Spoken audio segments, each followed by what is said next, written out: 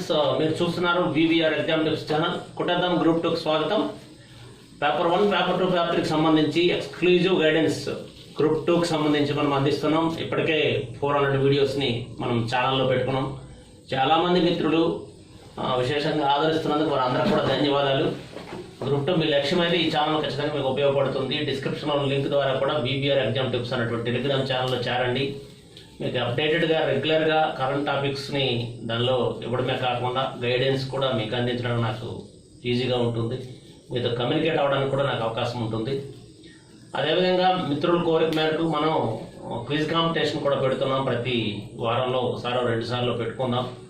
ముఖ్యంగా ఈ ఏపీ ఆర్థిక సర్వే మీద మనం క్విజ్ కండక్ట్ చేస్తున్నాం. ఇప్పటికే ఒకసారి క్విజ్ కండక్ట్ చేసాం, మంచి రెస్పాన్స్ వచ్చింది. మళ్ళీ మరో క్విజ్కి కూడా మీరు సిద్ధమవ్వండి.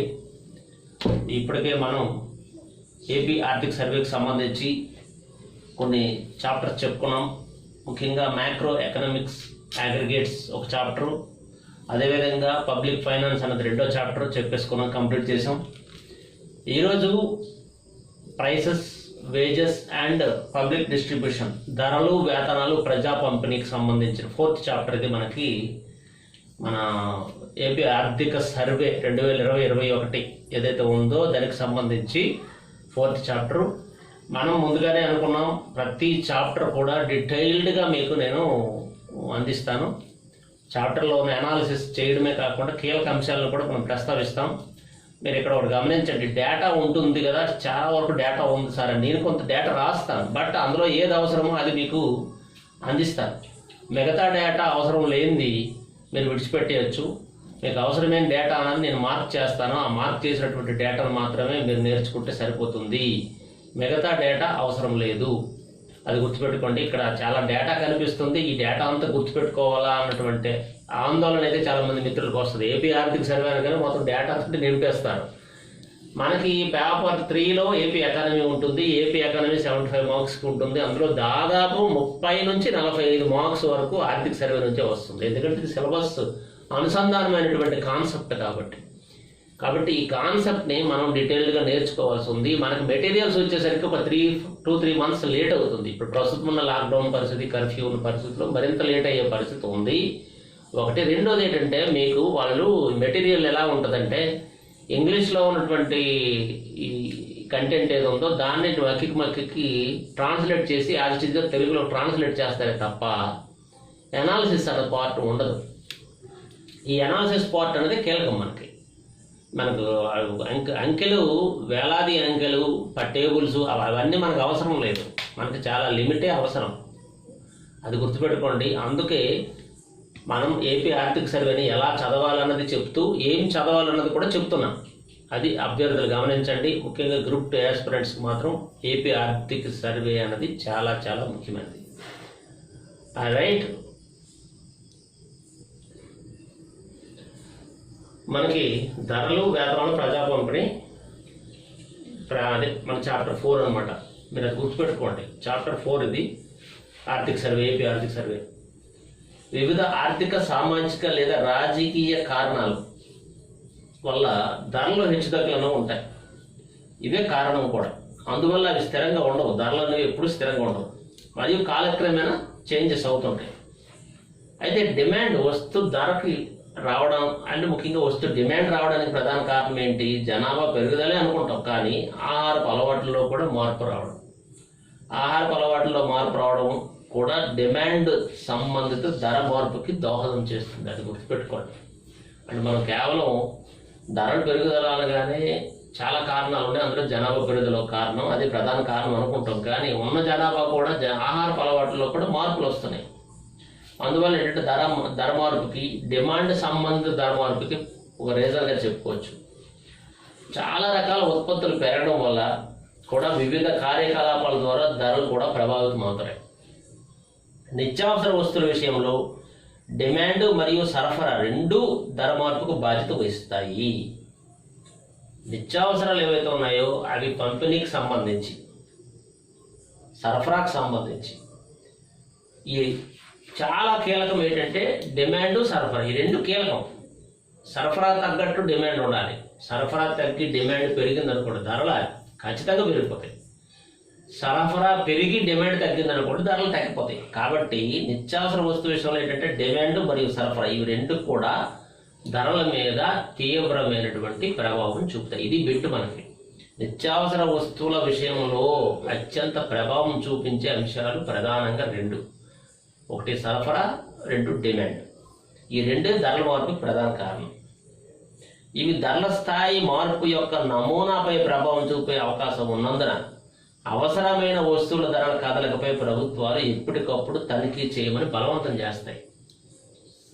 ఆహార ధాన్యాల ఉత్పత్తి తగ్గడం, ఋతుపవనాలు దోబూచలాట, డిమాండ్ సప్లైల మధ్య అసమతుల్యం, రవాణా వ్యవస్థ స్తంభన, నిల్వ సామర్థ్యం లేకపోవడం, కృత్రిమ కొరత ఇవన్నీ కూడా ధరల మీద ప్రభావం చూపించేవి. కానీ వీటన్నిటికన్నా కీలకమైనది సప్లై.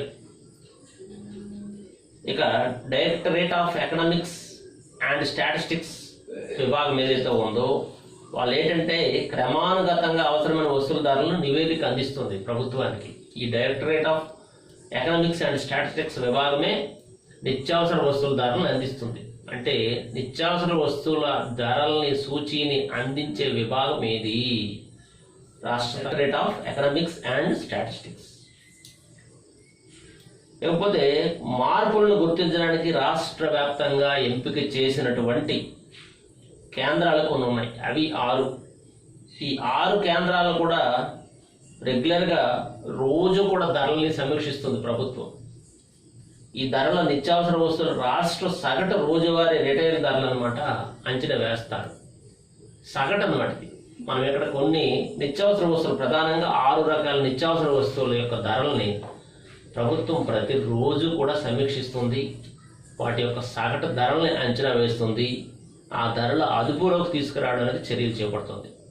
ఆ యొక్క నిత్యావసర వస్తువుల యొక్క నిత్యావసర వస్తువుల యొక్క ధరలను ప్రభుత్వం రెగ్యులర్గా సమీక్షిస్తుంది అన్నది కూడా ఒక బిట్టుగా మనం చూడాలి. నిత్యావసర వస్తువులు అంటే చాలా ఉంటాయి మనకి, కానీ ప్రధానంగా నిత్యావసర వస్తువుల జాబితా రాష్ట్ర ప్రభుత్వం వరకు చూసుకుంటే రోజువారీ ధర సమీక్ష చేసేవి మాత్రం కేవలం 6 వస్తువుల విషయంలోనే ప్రభుత్వం ధర సమీక్ష అనేది చేస్తుంది. ఆ ధర సమీక్ష చేసేది అంటే రాష్ట్ర వ్యాప్తంగా ఎంపిక చేసిన కేంద్రాలు కొన్ని ఉంటాయి. ఆయా కేంద్రాల నుంచి ఈ ప్రతిరోజు ఉదయం సాయంత్రం కూడా ర్యాండమ్గా డేటాను తెప్పించుకుంటారు.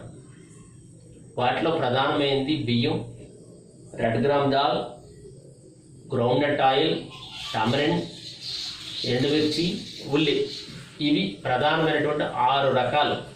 ఇక్కడ సగటు ధరలు మీకు ప్రస్తావించాను 2019-20, 2020-21 ఏప్రిల్ నుంచి మార్చి వరకు. అంటే 2019-20 ఏప్రిల్ నుంచి మార్చి వరకు, అలాగే 2020-21 కూడా ఏప్రిల్ నుంచి మార్చి వరకు సగటు ధరలు ఇవి. బియ్యము 2019-20లో 30 రూపాయల నుంచి 30 రూపాయల 70 పైసల నుంచి 2020-21కి 31.95 వెళ్ళింది.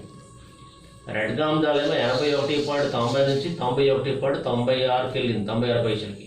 అలాగే గ్రౌండ్నట్ ఆయిల్ 117 రూపాయల 42 పైసల నుంచి 145.89 పైసలకి వెళ్ళింది. టమరెండ్ కూడా ఇదంతా కిలో ప్రైస్, ఇదంతా కూడా కేజీ ధర. ఇంకోటి ఈ డేటా అంతా కూడా కేజీ ధర ప్లస్ సగటు ధర. ఇది సగటు ధర, వాస్తవ కాదు, సగటు ధర, యావరేజ్ అనమాట. ఇది యావరేజ్ ప్రైస్ ఆ రోజంతటికి ఒక్కొక్కసారి పెరగవచ్చు తరగవచ్చు, అంతా కలిపి సగటు ధర. అలాగే టమరెండ్ చింత చూసుకుంటే పిక్క తీసింది అనమాట. ఇది వితౌట్ సీడ్ 113.57 పైసలు, అలాగే 157.61 పైసలు. ఎండుమిర్చి 138.01, 158.79. ఉల్లి 34.37 పైసలు, 34 రూపాయలు 37 పైసలు, 31 రూపాయలు 58 పైసలు. అయితే సార్ దాంతో బాగానే ఉంది.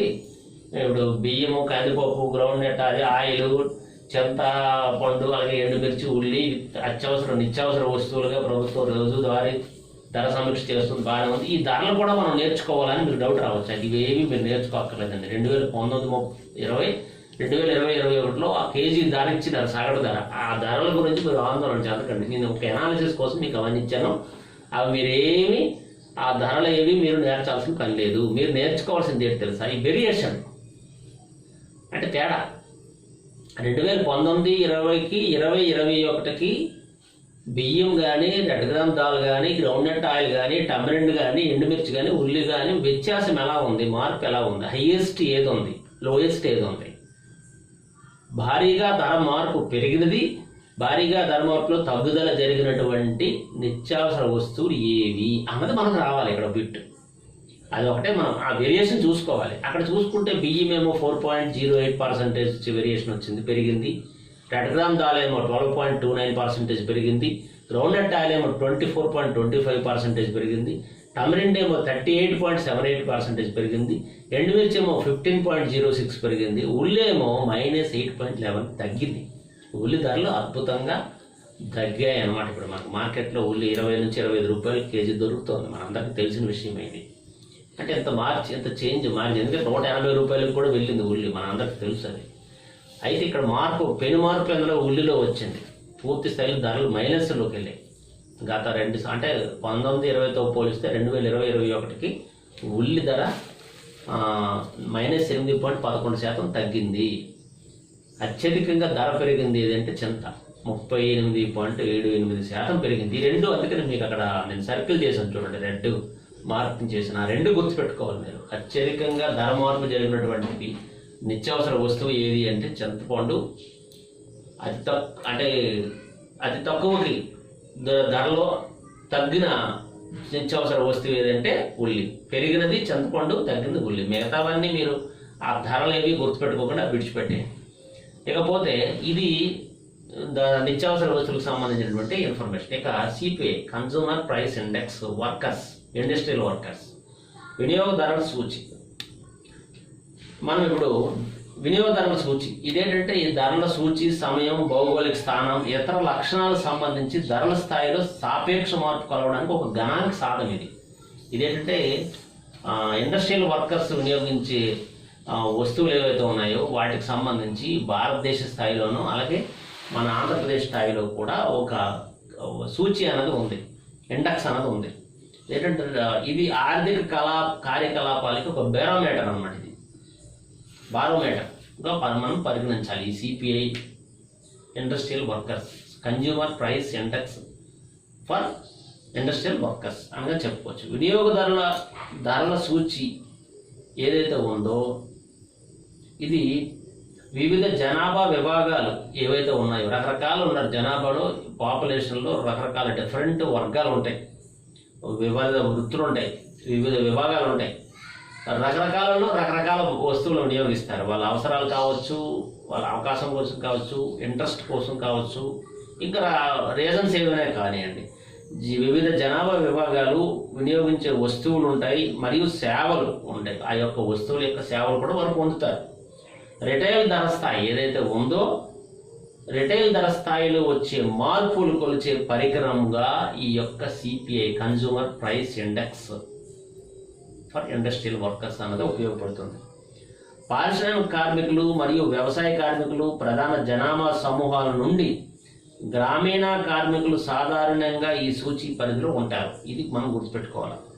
పారిశ్రామిక కార్మికులు అలాగే వ్యవసాయ కార్మికులు ప్రధాన జనాభా సమూహాల నుండి గ్రామీణ కార్మికులు సాధారణంగా ఈ సూచి పరిధిలోకి తీసుకొస్తారు. వాళ్ళందరి యొక్క ఆహారపు అలవాట్లు కానీ, వారు వాడే వస్తువులు కానీ, నిత్యావసర సరుకులు కానీ, ఇంకోటి కానీ, వారి ఇతరత్ర వస్తువులు కానీ, ఉపయోగించే వస్తువులు రిటైల్ మార్కెట్లో ప్రైస్, వారి తాలూకా చాయిసెస్ ఎలా ఉన్నాయన్నది అంచనా వేసేదే ఈ సూచి. ఈ సూచికలు కాలక్రమేణా జనాభా వినియోగించే ఎంచుకున్న వస్తువులు మరియు సేవల ధరల్లో సాపేక్ష మార్పులను కొలుస్తాయి. సాధారణంగా ఇక్కడ మనం ఏం చెప్పాము, ఇండస్ట్రియల్ వర్కర్స్ అని చెప్పాము. సిపిఐ, కన్జ్యూమర్ ప్రైస్ ఇండెక్స్, ఇదేంటంటే ఇది కేంద్రము మరియు రాష్ట్రం ఈ రెండు కూడా ఈ యొక్క సిపిఐ ఇండెక్స్ అని అందిస్తాయి. మన ఆంధ్రప్రదేశ్లో అటు కేంద్ర ప్రభుత్వం నుంచి ఇటు ఆంధ్రప్రదేశ్ ప్రభుత్వం రెండు కూడా ఒక 7 కేంద్రాలను గుర్తించాయి. ఈ 7 కేంద్రాల నుంచి కూడా ఈ డేటా సేకరిస్తాయి. విశాఖపట్నం, గుంటూరు, విజయవాడ, విజయనగరంలోని చిట్టువలస అనే ప్రాంతం నుంచి, కాకినాడ, రాజమండ్రి, అలాగే జగ్గయ్యపేట మరియు రేణిగుంట, తిరుపతి దగ్గర రేణిగుంట, ఇలాగే 7 ప్రాంతాలు ఉన్నాయి రాష్ట్ర వ్యాప్తంగా. ఈ 7 ప్రాంతాల నుంచి కూడా ఈ కన్జ్యూమర్ ప్రైస్ ఇండెక్స్ ఏదైతే ఉందో దాని తాలూకు డేటాను సేకరిస్తాయి.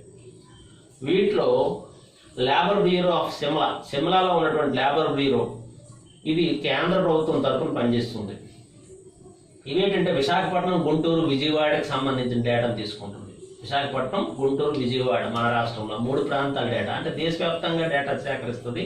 అలాగే మన ఆంధ్రప్రదేశ్లో ఒక 3 ప్రాంతాల డేటా మాత్రమే ఈ యొక్క లేబర్ బ్యూరో ఏదైతే ఉందో సిమ్లాలో అది తీసుకుంటుంది. ఇక state directorate of economics and statistics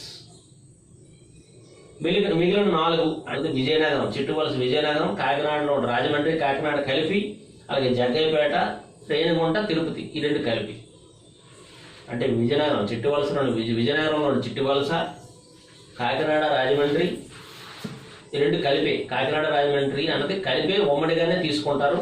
అలాగే జగ్గయ్యపేట, అలాగే రేణిగుంట, తిరుపతి, అంటే తిరుపతిలో రేణిగుంట అనే ప్రాంతం నుంచి, రాజమండ్రి ప్రాంతం నుంచి, జగ్గయ్యపేట ప్రాంతం నుంచి, చిట్టువలస ప్రాంతం నుంచి మన రాష్ట్ర ప్రభుత్వం సేకరిస్తుంది. ఏంటి ఈ యొక్క సిపిఐ ఏదైతే ఉందో కన్జ్యూమర్ ప్రైస్ ఇండెక్స్ యొక్క డేటాని అలా తీసుకొని ఇక్కడ అందించారనమాట. మనకి ఇక్కడ 2018, 19, 2019, 20, 2020, 2021 సూచి ప్రాప్తికి ఆంధ్రప్రదేశ్ 298 పాయింట్స్ ఉంటే భారతదేశ వ్యాప్తంగా 300 ఉంది. అంటే ఆంధ్రప్రదేశ్ కన్నా భారతదేశంలో ప్రైస్ అనేది ఎక్కువ ఉన్నాయి ఆంధ్రప్రదేశ్తో పోలిస్తే. అది 2019, 2020లో 317, 328 స్వల్పంగా పెరుగుదల ఉంది. ఆ పెరుగుదల కంటిన్యూ అవుతుంది. మనం గమనిస్తే ఆ పెరుగుదల కంటిన్యూ అవుతుంది. ఓవరాల్గా గమనిస్తే మనం నేర్చుకోవాల్సింది ఏంటంటే CPI industrial workers growth rate మనం చూడాలి. ఆంధ్రప్రదేశ్లో చూసుకుంటే కన్జ్యూమర్ ప్రైస్ ఇండెక్స్ ఇండస్ట్రియల్ వర్కర్స్లో గ్రోత్ ఆంధ్రప్రదేశ్ వ్యాప్తంగా చూసుకుంటే 6.03% ఉంది. భారతదేశ వ్యాప్తంగా చూస్తే 4.98% ఉంది. ఇక్కడ చూసారా విచిత్రంగా ఆంధ్రప్రదేశ్ గ్రోత్ రేటు ఎక్కువగా ఉంది భారతదేశంతో పోలిస్తే. సిపిఐ ఇండస్ట్రియల్ వర్కర్స్ వినియోగదారుల సూచి, పారిశ్రామిక కార్మికుల ఆధారంగా వినియోగదారుల సూచి ఆధారంగా చూస్తే ధరల పెరుగుదల 6.03 అని ఆంధ్రప్రదేశ్ ఉంటే భారతదేశం 4.98 ఉంది. ఇది చాలా ఆలోచించదగ్గ అంశం, ఇది కీలకమైన అంశం. ఆ రెండే మనం గుర్తుపెట్టుకోవాలి. మిగతా పాయింట్స్ 298, 300 పాయింట్స్, 317, 323 పాయింట్లు, 334, 337 అవేవి గుర్తుపెట్టుకోకండి. ఇక్కడ నేను రౌండ్ చేశాను చూడండి. 6.03 ఆంధ్రప్రదేశ్, సిపిఐ వర్కర్స్ అదే సిపిఐ ఇండస్ట్రియల్ వర్కర్స్ డేటాలో 6.3 గ్రోత్ రేట్ ఆంధ్రప్రదేశ్, భారతదేశం 4.98 గ్రోత్ రేట్. ఇది ఈ రెండే గుర్తుపెట్టుకోండి, మిగతావన్నీ మీరు విడిచిపెట్టేయండి. ఇకపోతే ఇక్కడ మనం ఇంకొకటి నేర్చాలండి మీకు, అది మళ్ళీ చెప్తున్నాను. ఇప్పుడు నిత్యావసర వస్తువుల డేటాని సేకరించే సంస్థ ఏది? Directorate of economics and statistics. అది నిత్యావసర వస్తువుల ధరలను సేకరిస్తుంది. కన్జ్యూమర్ ప్రైస్ ఇండెక్స్ డేటాని సేకరించే సంస్థ ఏది అంటే labour bureau Shimla and state director of economics and statistics. గుర్తుపెట్టుకోవాలి, మనకి చాలా ఇంపార్టెంట్. ఈ డేటాలు ఎవరు సేకరిస్తున్నారు, ఏ డిపార్ట్మెంట్ సేకరిస్తుందని చూడాలి. లేకపోతే హోల్సేల్ ప్రైస్ ఇండెక్స్ ఇది ఎవరు సేకరిస్తున్నారు అని కూడా మనం చూడాలి. లేకపోతే ఇప్పుడు consumer price index industrial workers చూసాం కదా. ఇప్పుడు కన్జ్యూమర్ ప్రైస్ అగ్రికల్చర్ లేబర్ చూద్దాం, అంటే వ్యవసాయ కార్మికులు చూద్దాం. వ్యవసాయ కార్మికుల కోసం కూడా వినియోగదారుల సూచి సంఖ్యని 86, 87 1986, 87 నుంచి బేస్ ఇయర్గా తీసుకున్నారు. ఈ డేటా కూడా ఏంటంటే ఉమ్మడి ఏపీనే పరిగణలోకి తీసుకుంటున్నారు. ఈ డేటా, ఈ ఉమ్మడి ఏపీ డేటా ఏంటంటే గ్రోత్ రేట్ ఇక్కడ మనం చూద్దాం, ఇంకా మనకి ఏం అవసరం లేదు. 2019, 2020లో 6.15% ఉమ్మడి ఏపీలో గ్రోత్ రేటు అగ్రికల్చర్ లేబర్లో ఉంది వినియోగదారుల సూచి. అలాగే భారతదేశ వ్యాప్తంగా 5.5% ఉంది. కాబట్టి ఇక అంతకుమించి మనం నేర్చుకోవాల్సిన అవసరం అయితే లేదు. లేకపోతే సిఎస్ఓ వారు, అదే సెంట్రల్ స్టాటిస్టిక్స్ ఆఫీస్ సిఎస్ఓ, వీళ్ళు కూడా ministry of statistics and programme implementation ఏదైతే ఉందో, ministry of statistics and programme implementation, వీళ్ళు బేస్ ఇయర్ని 2015గా మార్చారు. CSO central statistics office. వీళ్ళు కూడా గ్రామీణ ప్రాంతంలోని ధరల సూచి, అర్బన్ ప్రాంతంలో ధరల సూచి, మొత్తం మీద ధరల సూచి ఇచ్చారు. ఇది కూడా మనం గుర్తుపెట్టుకోవాల్సిందే. ఇంకా ఈ ధరల సూచిలో పాయింట్స్ ఏవి అవసరం లేదు. విలేజ్ రూరల్లో 158.4, 157.6 ఇండియా లెవెల్లో, ఆంధ్రప్రదేశ్లో ఎక్కువగా ఉంది. గ్రామీణ ఆంధ్రప్రదేశ్ గ్రామీణ ప్రాంతంలో భారతదేశంతో పోలిస్తే వినియోగదారుల సూచి ఎక్కువగా ఉంది. అలాగే అర్బన్ పట్టణ ప్రాంతాల్లో కూడా భారతదేశంతో పోలిస్తే ఆంధ్రప్రదేశ్లో ఎక్కువగా ఉంది.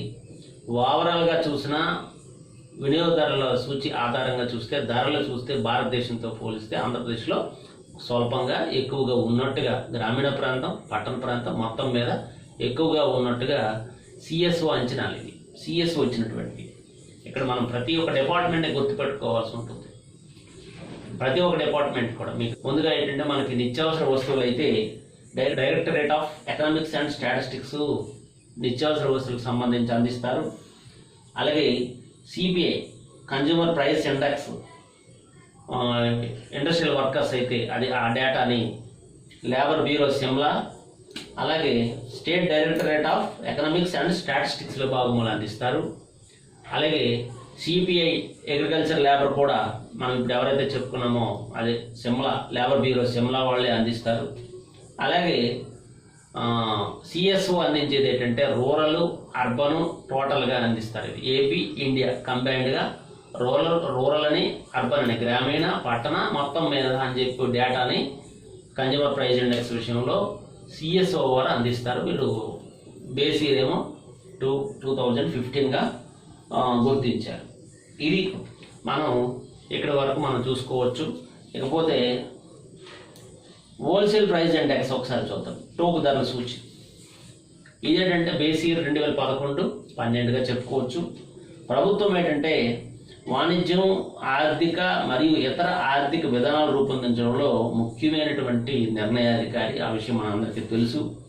దీనికి ఏంటంటే బ్యాంకులు పరిశ్రమలు మరియు వ్యాపార వర్గాలు కూడా ఉపయోగిస్తాయి. ఈ హోల్సేల్ ప్రైస్ ఇండెక్స్ని సమగ్రమైనదిగా చెప్పుకోవచ్చు. మనం ఇప్పటి వరకు చూసాము consumer price index industrial workers కోసం, కన్జ్యూమర్ ప్రైస్ అగ్రికల్చర్ లేబర్ కోసం, అలాగే సిఎస్ఓ అనేది రూరల్ అర్బన్ కంబైన్డ్గా ఇస్తుంది వినియోగదారుల సూచి.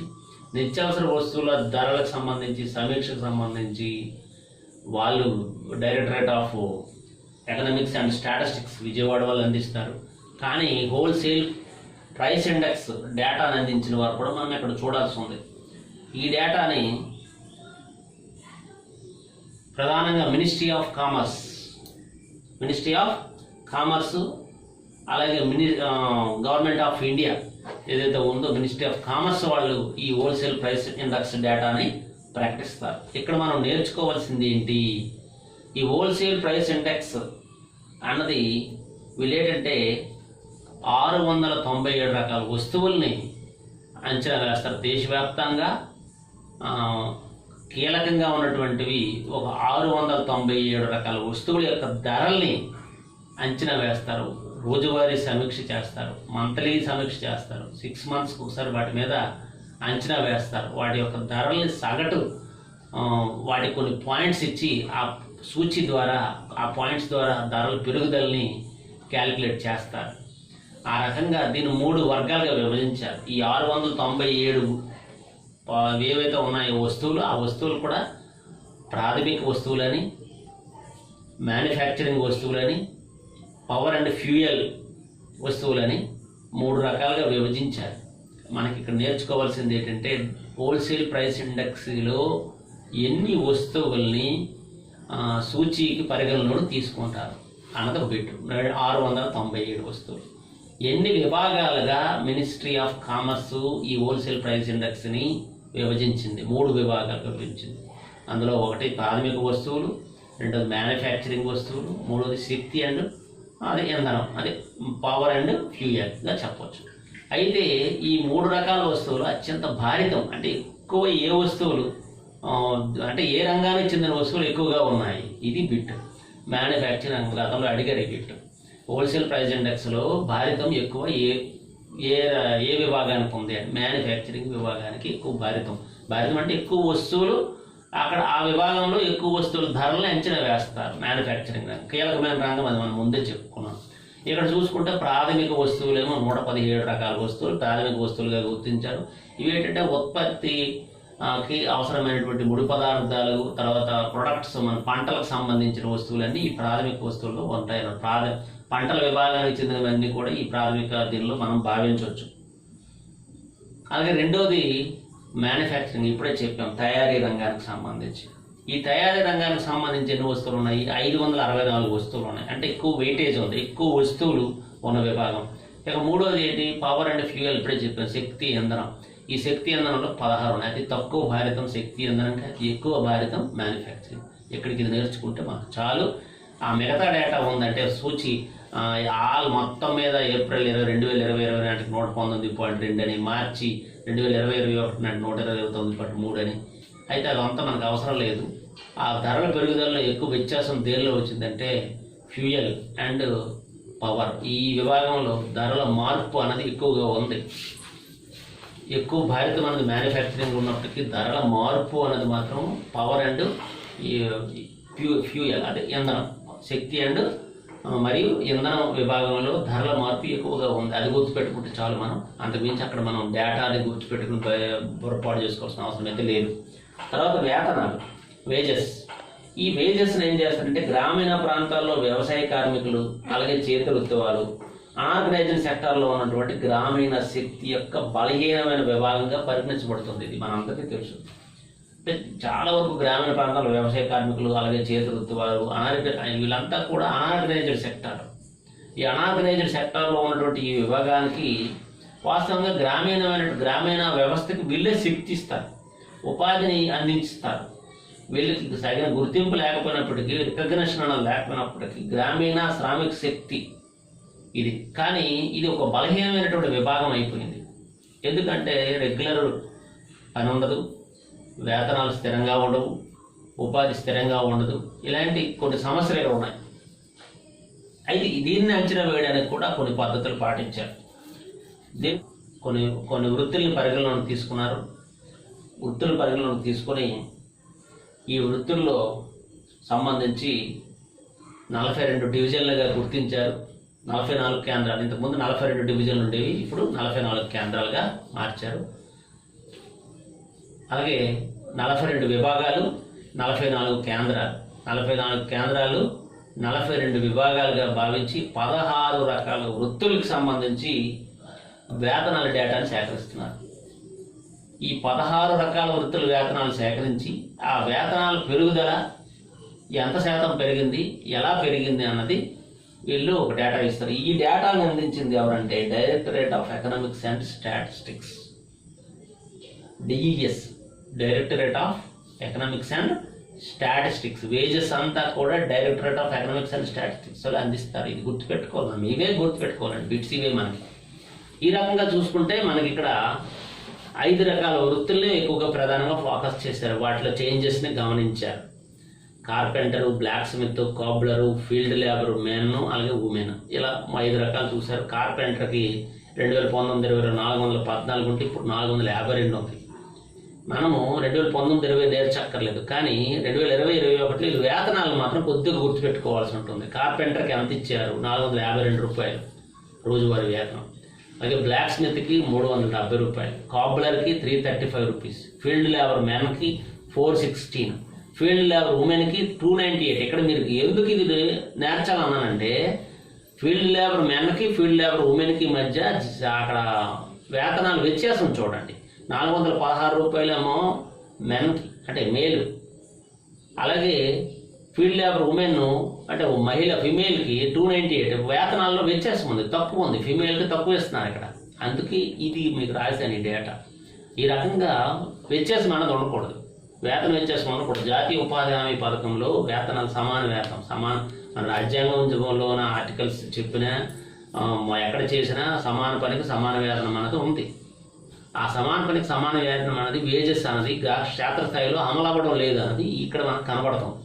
కాబట్టి ఇలాంటి అంశాలే మనకు పరీక్ష కోణంలో చాలా ముఖ్యం.